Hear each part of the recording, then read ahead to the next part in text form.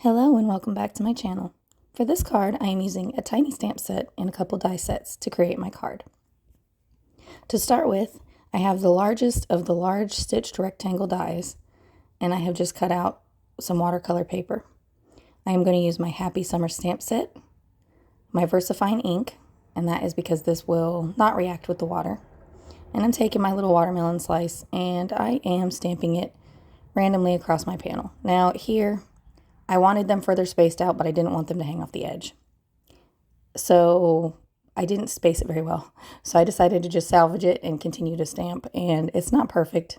I really would have liked it to look a little bit different, but this is what I'm working with. I didn't want to waste watercolor paper. It's too expensive. All right, so for my inks, I'm using Abandoned Coral, Saltwater Taffy, Mowed Lawn, and Lucky Clover.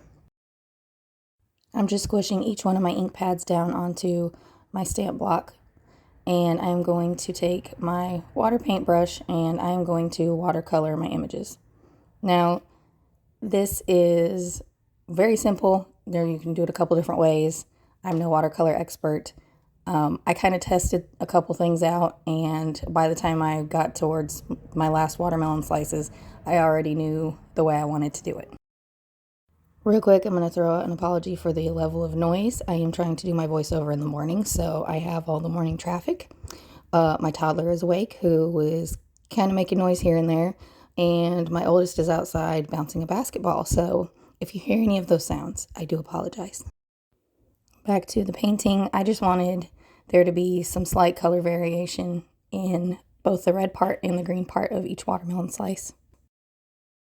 While coloring the watermelon rinds, I did realize that if I waited until the paint dried too much, then my darker lines in the watermelon rind would be too severe, too harsh. And if I did it while it was too wet, obviously, it just kind of blends into one color. So I did have to play around with that a little bit. And for the ones that were a little bit drier, when I added the dark green, I just went back in with some water to kind of soften the edges a little bit.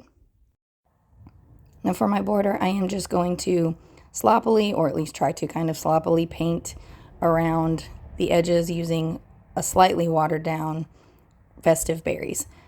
I will say, because of the stitch lines in that particular die, it did make it harder to get more of a messy look. Like, it really did want to keep a very straight line. When my original vision for this card, I had actually imagined that the border would be even a little bit messier than it currently is. But this is about all I could manage, especially with the space between the watermelons and the edge. This is why I did not stamp the watermelons too far over towards the edge or hanging off the panel like I normally would.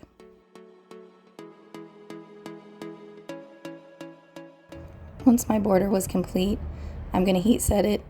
That's just to save time, and I did want to add some details to the background, and I didn't want to smudge anything or, ruin my fine liner. Here, I'm just taking my fine liner and I'm making tiny little, what's supposed to be like watermelon seeds. I don't know if it really looks like it necessarily when you look at the card, but they're there. I just wanted to add a little bit of interest to the background.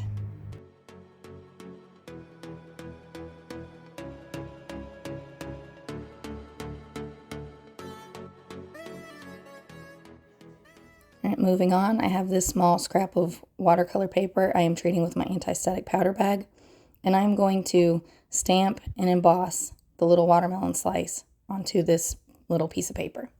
Now, the reason I'm doing this instead of just stamping it with the regular ink is because I want this watermelon to stand out from the background. And one, it's going to be raised up, shiny, but two, when you color or paint with Distress Oxides, because it has a chalky finish, it does kind of sit on top of your ink and dull it just a little bit. And heat embossing will resist the ink, and it'll stay just as dark and as shiny as it started out. After I have finished painting this watermelon, I do fussy cut it out. It's a very simple shape, so it doesn't take very long.